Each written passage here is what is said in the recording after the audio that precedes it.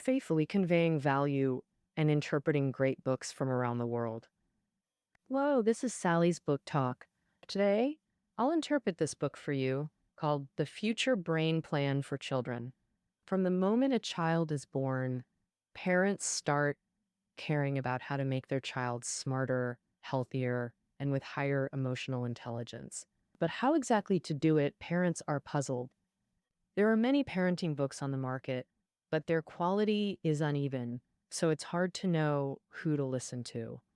If you also have such confusion, then the book we're discussing today will help you understand scientific parenting methods for children aged 0 to 6 from the perspectives of brain science and cognitive science. Because ages 0 to 6 are the most critical period for a child's brain development. If handled well, this period can lay a solid foundation for the child's future. The author of this book is Wei Kunlun, known as Dr. Wei. His most well-known role is as the science judge on the TV show Superbrain. He also has another identity, a professor and doctoral supervisor at Beijing University's School of Psychological and Cognitive Sciences, mainly researching how the human brain works. This book summarizes parenting experiences he gained while raising his two daughters, combined with advanced international research findings to guide parents step by step in scientific parenting. Okay, next, I'll interpret the essence of this book for you from three aspects. First, how to make children smarter. Second, how to enhance children's emotional intelligence. Third, how to strengthen children's motor abilities. First, let's talk about how to make children smarter. Usually, people evaluate whether a child is smart by looking at their IQ level and comprehension ability. Also, whether their imagination was rich. As the author puts it, it's about developing the child's intellectual brain, language brain, and creative brain. In developing the child's intellectual brain, the author suggests focusing on three areas: scientific thinking ability, spatial cognition ability, and memory. Scientific thinking is a mode of critical thinking and logical rules for understanding the world. Simply put, it's a bridge connecting theory and practice. To improve scientific thinking ability, it means enabling children to summarize and discover patterns in things and apply book-learned knowledge to practice. The first thing parents should do is let children observe things as much as possible. Combine learned knowledge with actual observations and explore nature. Visiting museums is the best approach. Take museum visits as an example. Before going, parents can prepare together with their children. For instance, if visiting a natural history museum, first check online about the layout of exhibition areas, then customize the route based on the child's interests. At the museum, parents should focus on guiding children to observe and think. Ask in advance which dinosaurs are carnivores and which are herbivores. How did such huge dinosaurs go extinct? Besides dinosaurs, what other animals came from ancient times? Having children visit with questions improves spatial cognition and is a great way to develop intelligence. Spatial cognition refers to perceiving colors, lines, and shapes of objects in environments, an essential skill for science, architecture, medicine, and more. In China, though, beyond school geometry, children rarely receive dedicated spatial cognition training. The author believes parents can start cultivating children's spatial cognition from infancy. So how exactly to do it? For example, use spatial language frequently. Bring the paintbrush on the desk's right side. Put the book on the middle shelf, etc. This helps children form spatial concepts. Also, let children play with construction toys. Lego is classic. Blocks and Play-Doh count too. Scientists did a study. One group played construction toys 5 times over 12 days, 30 minutes each. Another group played letter games. Results showed construction to toy kids had better spatial cognition, more active brain regions for spatial processing, developing intelligence. The third aspect is enhancing children's memory. Watching Superbrain, people often marvel at contestants' extraordinary memory. How do they memorize subtle differences in hundreds of Peking opera masks? Or recall two Rubik's Cube states in 1 minute? Are there memory techniques? The author reveals memory's secrets. Memory is actually a process of encoding, storing, and retrieving information. The most crucial ability supporting this process is comprehension. Only by understanding information can it be effectively converted into knowledge. In fact, those deliberately trained memory skills we see in TV competitions often can't be applied to daily life. The author once saw a memory master who needed sticky notes to remember his daily schedule. Therefore, parents shouldn't blindly pursue extraordinary memory in children, but focus on their comprehension abilities. So, how can we improve comprehension? First is repetition. Reading a book 100 times reveals its meaning, as the saying goes. But this doesn't mean blindly reading one book 100 times or finding 100 similar books. Rather, learn to break big goals into smaller ones. For example, when memorizing a text, divide it into sections, summarize the main ideas, then memorize them separately. This is much easier than trying to remember the entire text at once.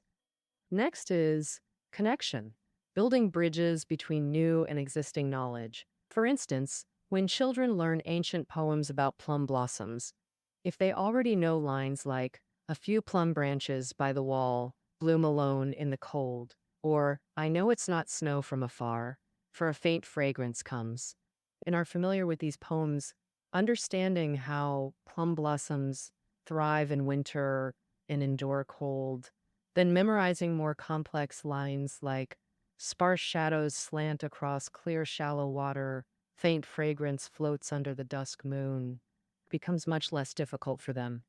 Finally is grouping, organizing messy information into categories for separate memorization. Still using ancient poetry learning as an example, a single poet creates many different types of poems. Each poet excels in different genres. Without any grouping, trying to memorize all 300 Tang poems from start to finish isn't easy. But by categorizing poems into types, like historical reflections, frontier poems, and nature odes, then understanding and memorizing each category separately, it becomes much easier. If intellectual development is the process of accumulating abilities, language expression is the tool to showcase them. Both are indispensable. So, how should parents cultivate children's language abilities? The most important aspect of enhancing children's language skills is abundant input. Only with high quality input can good output emerge. Usually, parents can read more picture books and tell stories to children, but this absolutely isn't, you know, simple spoon feeding input. It requires interaction. Only through interaction can children engage in the language environment. For example, parents can act out stories with their children. In this process, children not only understand story content, but also memorize character lines. This is how language skills are developed. Additionally, while storytelling, parents can frequently ask children questions or stop midway for children to continue. These are great interactive methods.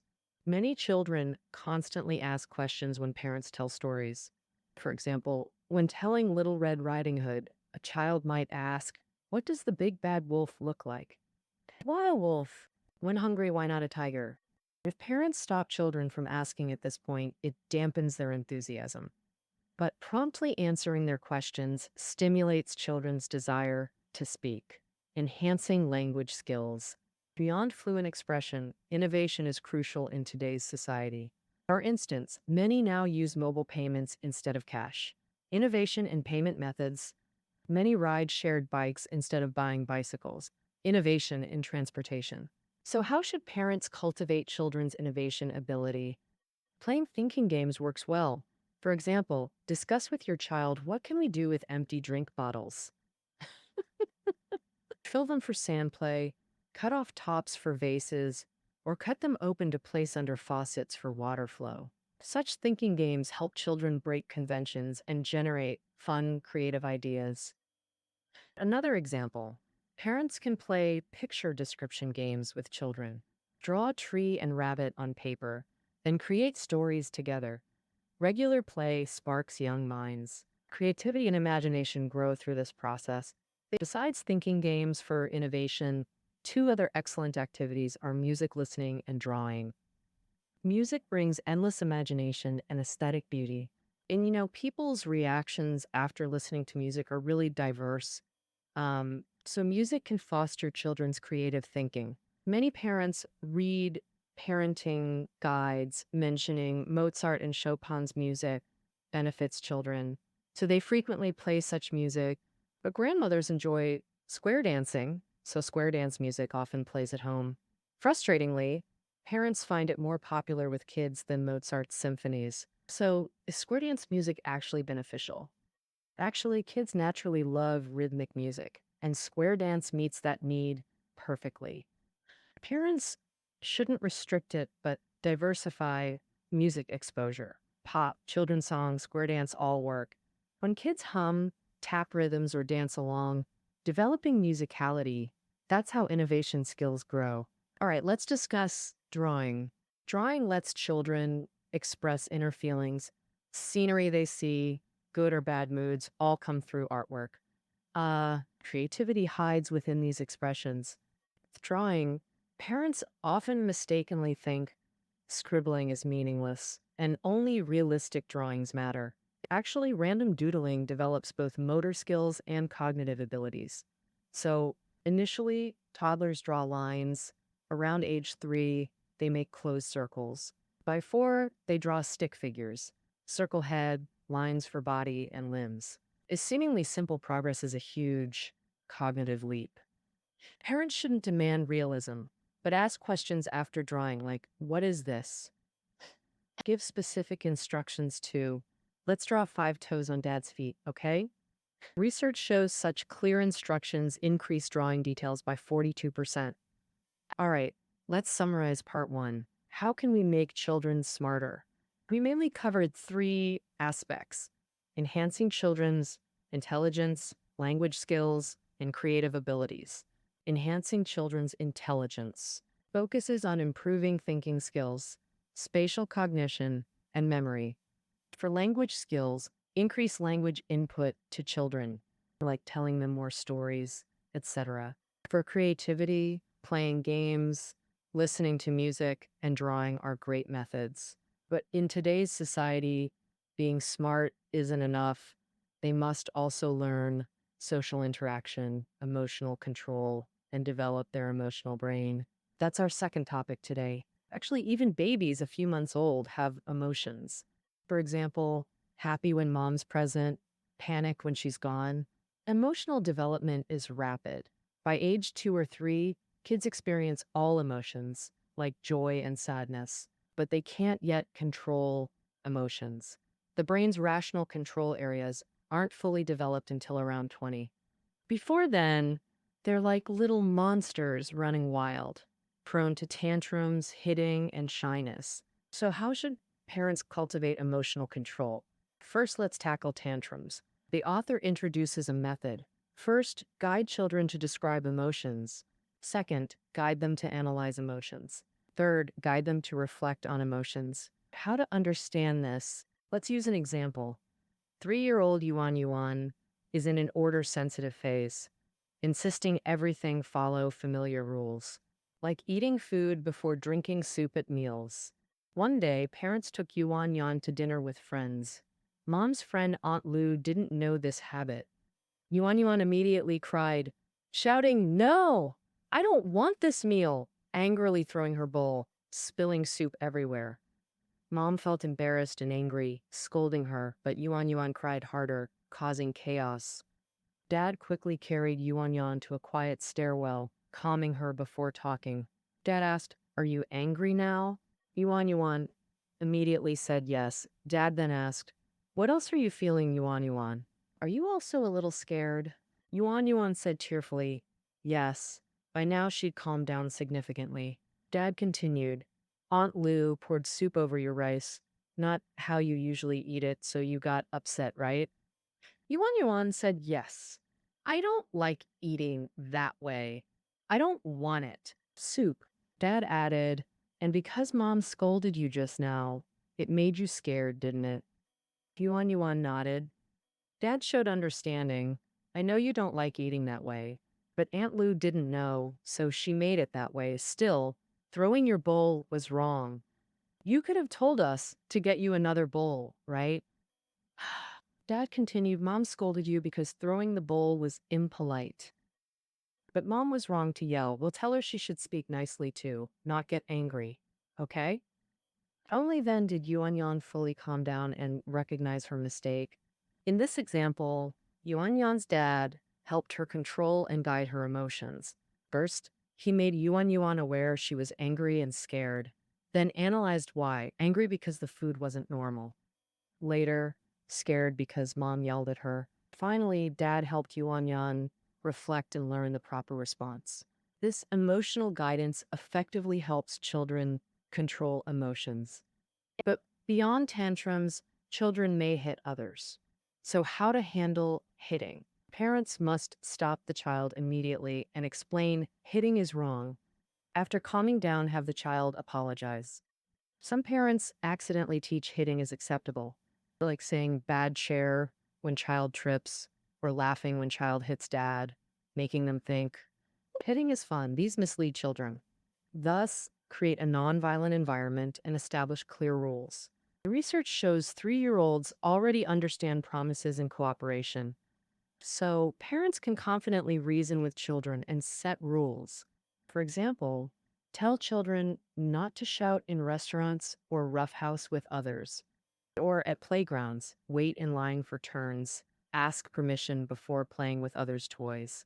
Only through established rules can behavior become internalized, helping control emotions. But children are complex. One moment throwing tantrums, next suddenly becoming shy. So, how can parents help children overcome shyness? First, parents should restrain themselves from excessive interference. Some parents answer for children when they don't respond or force toy sharing. This makes kids resist strangers more. Remember, shyness is a personality trait, not a flaw. Parents needn't overreact, give space, and avoid labeling kids as timid or useless. Such words. Second, guide children into social circles. Teach greetings and conversation starters. Like, can I play blocks with you? Or bring a small toy. I have a car, want to play together. Lastly, organize events, birthdays, Children's Day parties, Christmas dances. A secret tip, assign special roles, like mom's helper distributing toys and snacks. Children gladly accept such roles. It builds confidence and participation. All right, let's summarize part 2. Rational development lags far behind emotional development. When children have tantrums, hit others, or act shy, parents should guide emotions, teach emotional control, boost EQ, enabling better peer interactions. Beyond IQ and EQ, parents also want kids to be super healthy. Thus, exercise plays a vital role in children's growth. Here, exercise doesn't just mean sports, but includes all movements from birth onward, specifically categorized as fine motor, gross motor, and aerobic activities. So, how should parents cultivate children's motor skills and develop their physical intelligence? That's our third part today. First is fine motor skills, using small muscles in fingers and wrists for pinching, grasping. Don't underestimate these. They greatly boost cognitive coordination. Research shows kids with better fine motor skills before kindergarten have stronger social skills and focus. They also follow teachers' instructions more easily. So, how should parents develop fine motor skills? The author suggests 3 methods. Before age 2, design games requiring fine motor skills to play together. For example, mix red and green beans, then have child separate them, training pinching. Or play ring toss games, placing small rings onto pegs. This trains grasping motions. After age 2, when kids understand instructions, give simple tasks like dressing themselves, buttoning, zipping, tying shoes. seemingly easy but challenging finger dexterity tests. Additionally, drawing or Play-Doh builds imagination while exercising finger flexibility. Pinching, kneading, grasping all improve. Okay, that covers fine motor skills. So, what are gross motor skills? Gross motor skills involve arms, legs, or whole body muscle movements. Different ages develop different gross motor abilities. Your infants encourage tummy time to build hand and neck strength. As they grow older, encourage more rolling and crawling to build limb coordination. Once they walk, take them for more walks, runs, and jumps. After age 3, introduce stair climbing and tricycle riding. Gross motor skills form aerobic exercises foundation, naturally transitioning to it with age. Aerobic exercise benefits include boosting brain circulation and increasing BDNF, a protein vital for neuron growth. Simply put, it's like fertilizer for brain development, another overlooked benefit, preventing and improving childhood myopia. Outdoor light exposure plus distant focusing during exercise benefits eye development. So, what's appropriate duration? Generally, no strict timing for 2 to 4 year olds. After 4, ensure at least 1 hour daily. Parent child interactions like soccer or running together boost children's interest in aerobic activities. All right, that concludes part 3, how to develop motor skills. Exercise strengthens limbs and affects brain development. Activities fall into fine motor, crawling or jumping, and aerobic categories. Aerobic training should align with age. No timing before 4, after 4, minimum 1 hour daily. Now let's review the book's content. First, we addressed parents' top concern, making children smarter. Intelligence combines cognition, language skills, and creativity. Next, we discussed helping children control emotions. Parents should guide emotional regulation to boost EQ and improve relationships. Finally, we covered motor skill development, sharing practical methods across fine motor, gross motor, and aerobic exercise. Parents always hope for children's all-round development, excelling academically while mastering various talents. By tailoring scientific methods to each child's traits through deliberate practice, parents can achieve twice the results with half the effort. All right, that concludes our interpretation of the future brain plan for children. Reading notes are below the audio. See you tomorrow.